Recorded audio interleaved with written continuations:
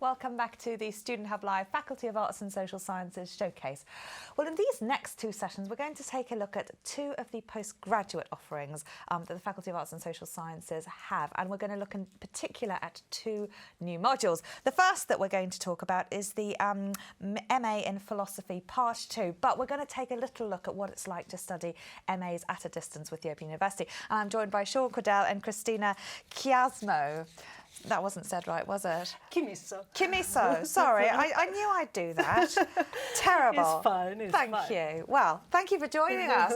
And I wonder if we can sort of start briefly by talking about what it's like to study at a distance with the Open University, because whilst the postgraduate offering is relatively small in terms of our numbers, because the OU just have 174,000 students or so, so we're huge in terms of what we've got. But I think one of the things that we often forget is that whilst the postgraduate is proportionately small, there are a lot of students doing it.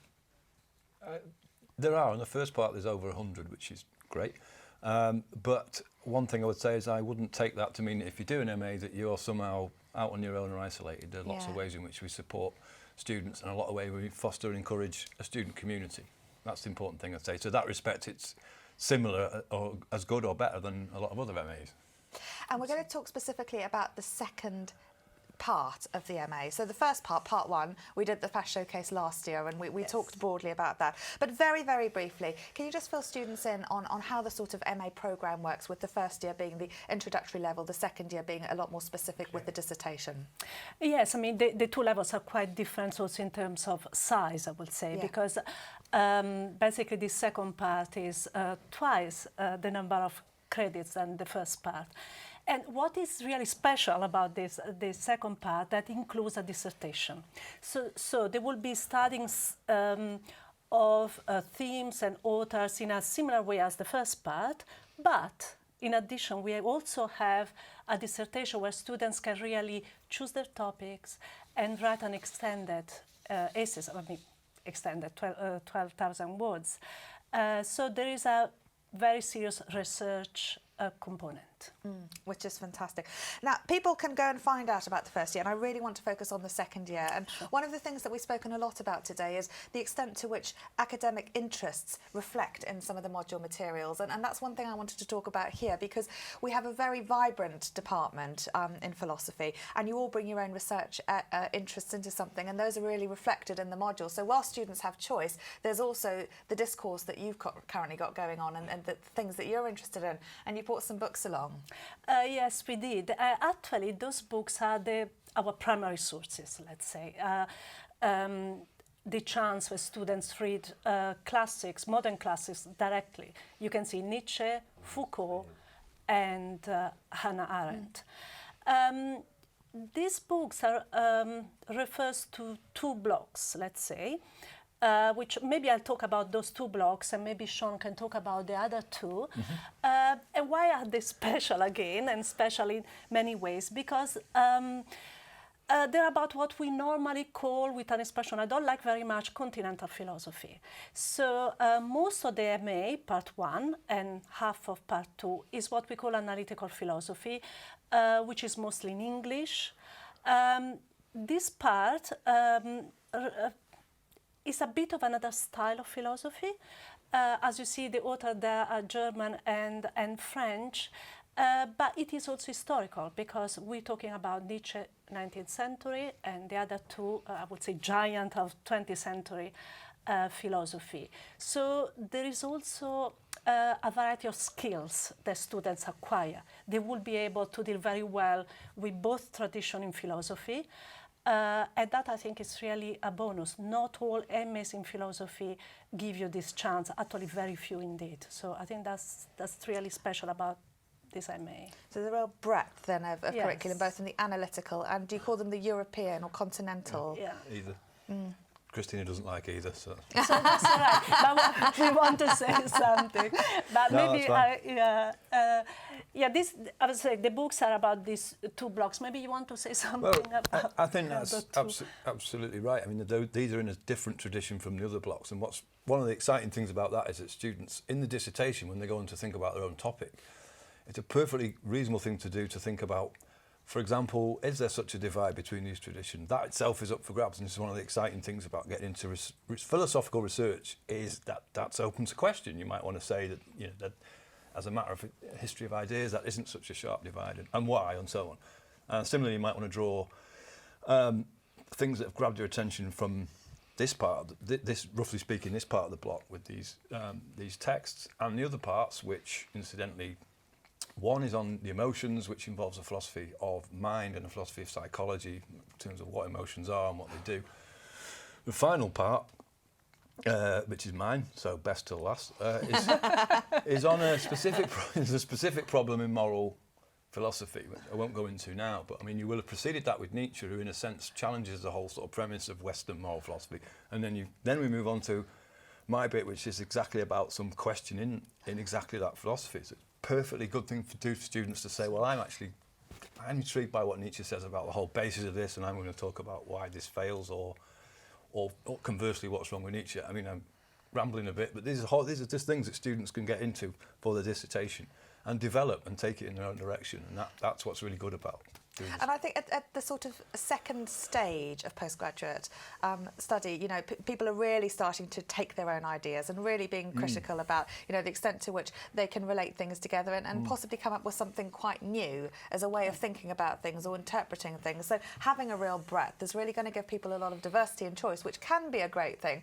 but equally it can make choosing things difficult. And one of the things I like about your module in particular is the extent to which you're really supporting students through that process, so that they don't end up with all these existential questions that they then can't go and answer in a, you know, long dissertation, etc.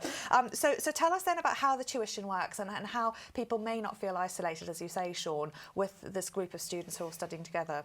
Okay, so the tuition works, as we've said, is 4 sort of taught blocks and then leads into a second part, which is dissertation.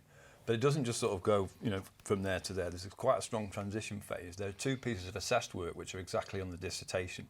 One is a proposal. It's what we call, well, is it formative when it gets marked, or is that summative? Anyway,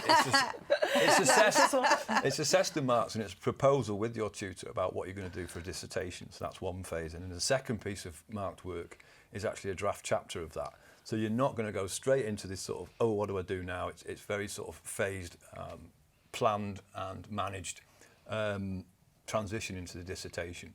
Your own tutor will then first mark that dissertation. So you've gone through this process with the tutor. There's also live tutorial sessions. All of this is online, but now we've got the advantage of Adobe Connect, live real-time sessions with the tutor group, and cluster sessions on the topic. So there's lots of support, and also the student forums where we, you know, encourage students to talk to each other. And at this level, one thing you would do, which you perhaps would be dissuaded from at undergraduate level, is actually talk with your tutor and students about your work, about your drafts as it goes along. You know, it's not just TMA. The dissertation is in, what do we think of this? How could this go? It's a much more developmental, organic process. So you're almost writing in stages and getting feedback as you're going through, really building. Exactly, yeah. May I just add something very quickly? Even before the first draft, there is a lot of support and guidance even in choosing your topic. It's not that you're just left with a lot of ideas and you have to pick one and you're not sure which one is a good one for a dissertation, right? You will have in the teaching material, but also in tutorials, a lot of guidance in how to choose a topic and which topics may be good topics. You can come up with your own, but you can also choose one that is proposed to you. So it's really up to the student what they do. They're never alone, really. No, exactly. So in the first year, they've really been taught the skills, the ideas, etc. The second year, there's some taught aspects, and then you sort of build gently into the actual dissertation, which forms the latter part then of that second stage. Yes. Yeah. Yeah. It's so it should be a very progressive way, stage way to get to the dissertation. It's not a sort of shock. It comes on a solid base, let's say, of knowledge and skills. Brilliant. Yes. Now, Sean, you shied away from your module chapter, but you can't come on here and say, well, our research interests really influence what we're putting into these modules. So what I wanted to ask you both is, bearing in mind students are having these questions, can you tell us how you guys got into this in the first place and some of the key things, areas of concern or questions that may matter to you, to give students an idea of some of the sorts of issues that they may end up grappling with through their dissertation on the module? Shall I start? I mean, I have to be honest.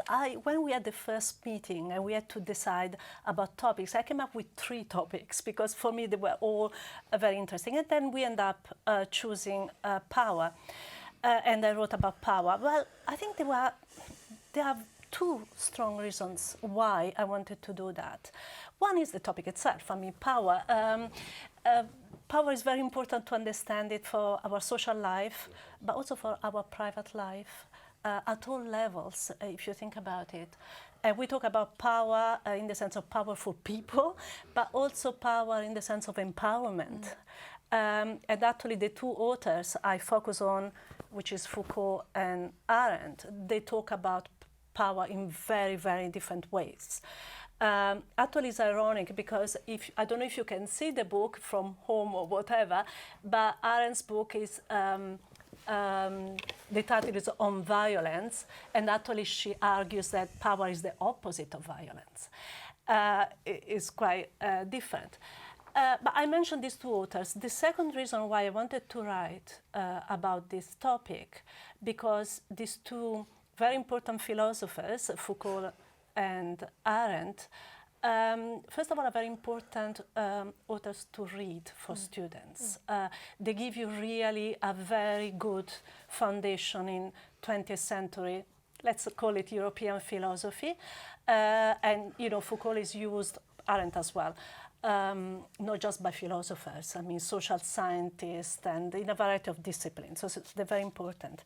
And they have these 2 radical ideas. So, sorry, to sum up, I'm talking too much here, was the topic itself so important philosophically, but also for everybody, as a reflection point for everybody, how we deal with our life, with other people, and the philosophers I could bring in, who I thought were really excellent for students to get to know.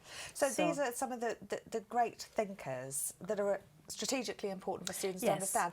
But equally, many students might do an MA in philosophy just because they're really interested in it, because it gives them great skills, because they want a master's in something interesting, because they like the idea of different ways of thinking about the world. And so in a sense, you know, even I guess if you haven't experienced some of this before, you'd still be picking up some of those, you know, great ideas. Absolutely. Also, some of the ideas that they put forward by these great philosophers are rather counterintuitive sometimes. So they really challenge our everyday ways of looking at our life. I hope ways of looking at our own lives may change after, or should change maybe, or at least should become more complex after we read these philosophers. And we may actually dislike what they say. We can argue against it. We don't have to accept it. That's, philosophy is always, you know, open to any view and opinion. Yeah.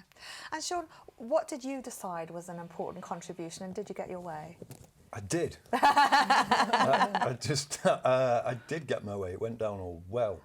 It is I mean, what I'm talking about is something, phenomenon or a problem called dirty hands. The idea of dirty hands is that you can be forced to be dragged into doing something that you have to do, and in one sense is right, but in another sense is terribly evil.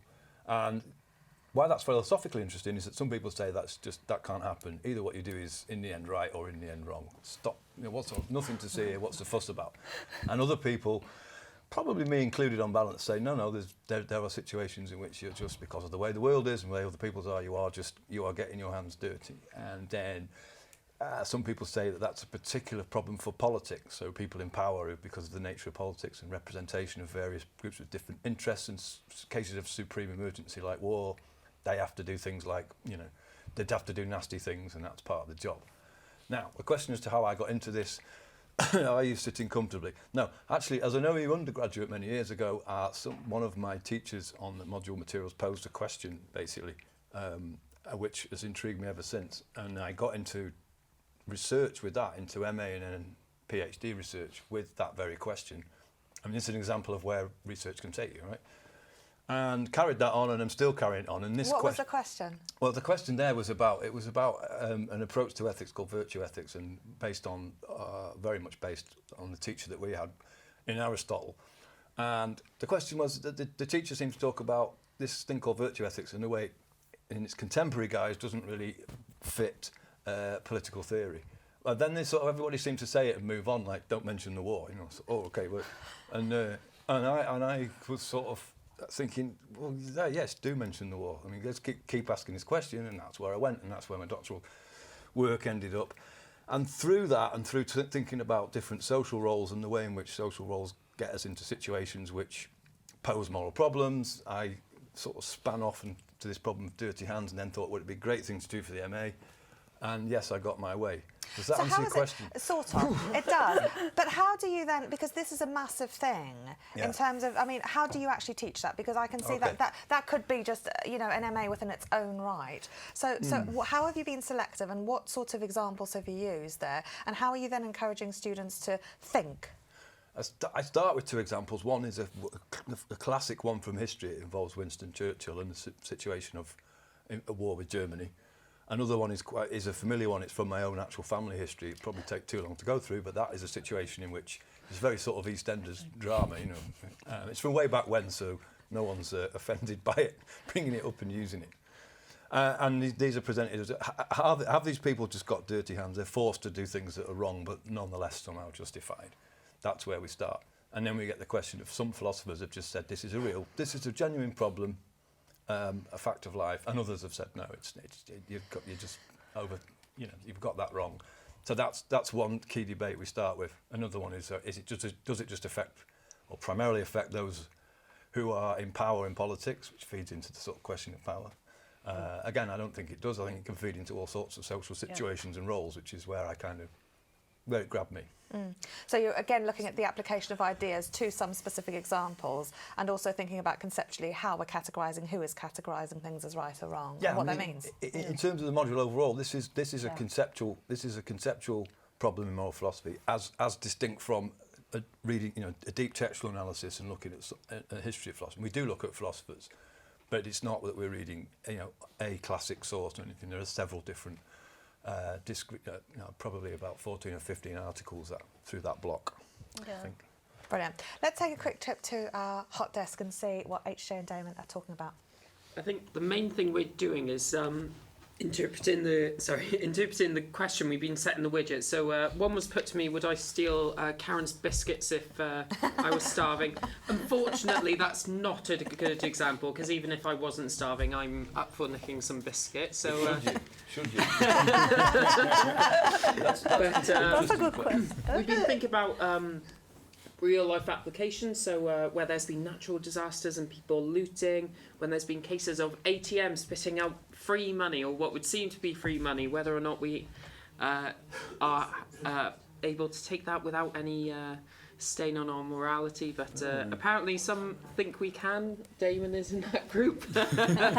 So we're having a lovely debate, and it's nice to see what the real world application is. It's not just sitting and contemplating. Actually, it comes in a lot, and we've been talking a lot about ethics today, haven't we, with recycling and crime. So we're really enjoying this in the chat. I missed the ethics of cycling. What did that involve? Sorry. No, not cycling. Sorry, the philosophy department love their cycling. Recycling. Oh, right. Yeah. Sorry. Don't turn your nose up. It was very interesting. I just thought it might be about drugs in sport or something. But, no. Right. We asked everyone at home, in certain drastic circumstances, good people have no choice but do bad things. Do you agree or disagree? Shall we see what they said? Yeah. 80% said yes. Oh, wow. Is that good or bad? It's very interesting. There is no good or bad. I mean, you should have a view, Sean. I think just gone up now, 83 to 17. I think that's slightly worrying, because I think that these things can happen, but they're rarer than perhaps people are prepared to admit. So people, including philosophers, are too ready to sort of say, well, there's just a situation, you had no choice sort of thing. But perhaps I actually think that, although there are such cases, they're probably extremely rare, where you genuinely just can't, you know, whatever you do is going to involve a wrongdoing, and what you have to do in the end will involve a wrongdoing, even if overall it was justified. But I wonder if there is, to some extent, this idea that you could argue your way through it, or that there might be some logical explanation that might then vindicate the action. Right, good. Well, some people think that. I mean, some people think it will weigh things up, and in the end, it may be that you do an awful thing and it feels awful, and you rightly feel oh, it was so bad that I had to do that. But what they think is we're not talking about right and wrong action. It was just overall right. We've got a residue of feeling awful because we're moral persons and we should feel that way. But they think it's just a confusion to say, look, that was right and wrong. I mean, they literally think it's like saying you're walking and sitting down at the same time. They think it's that kind of conceptual mix. I resist that, but that's what they think. I don't think it's that much of a problem. Philosophy where you get no clear answer. You do. Good arguments. Yeah, good arguments. Yeah. So what one piece of advice then would you give students who are at the final stage in their masters? I mean, starting this model, you mean? Or looking towards their dissertation then, in terms of that sort of stage where you're at, where you might be learning some things, but ultimately you're in the sort of the home run, really. I think, yes. I think the main thing may sound superficial, but you really have to be passionate about your topic. Do not choose a topic only because it looks straightforward, simple, but you don't really care about. I think you should care about. I mean, to write a dissertation is a bit of an effort. I don't want to say you support and that you have a lot of help if you do it, but still you do it. So I think you have to care about the topic. You have to... you want perhaps to construct a good argument because you want to justify something you believe in, or maybe in the course material you have seen something you're really against and you want to argue against that. But anyway, I think there should be really a commitment on your part. It's easier to write, I think, about things you really care about. Yeah. So choose your topic wisely is your piece of advice. And Sean, what would you say? I'd agree with all of that and just say, but be prepared to challenge your own intuition. So it's a good place to start to think that, Nietzsche is wrong or there's no such really problem of dirty hands. That's absolutely great, but you should be prepared along the way to meet challenges and think and reevaluate what you're saying. And the second thing I'd just say, stick with it. It's absolutely will be hard sometimes, like anything, like a lot of things that are worth doing. Part of the deal is the hard work, and just see it through. I don't mean to make it sound daunting, but it's not. It's a significant piece of work. I mean, it's 12,000 words. Very few students will have written a piece that long before. Oh, some of them will when they're trying to do a 1,000-word essay. They certainly have done that at level 1, but now it probably isn't so appealing. But that whole idea of sort of revising chapters and things, that is something quite unique at master's level, and possibly at the time it might feel a little bit Groundhog Day-ish, but actually it's such a massive skill to be able to edit your own work and revisit ideas that you've put down for some time and really work things through. Absolutely, and that's a skill that it doesn't only apply to philosophy in particular. It's a skill that you can carry into many other situations. At the end, you have been able to have a sustained argument, to write a piece of work that is your work and is well-written and structured, and you know how to structure exactly a standard piece of work. That's an important thing. I would be with you forever because you've done it and it's yours. Well, lovely. Well, thank you very much, Sean and Cristina, for a wonderful session. We're going to have some videos now. We're going to look at the who's who and then the criminalisation of homelessness before our final session of the day, which is the MA Crime and Harm with Sam Fletcher. So we'll be back in a few minutes for that. See you soon.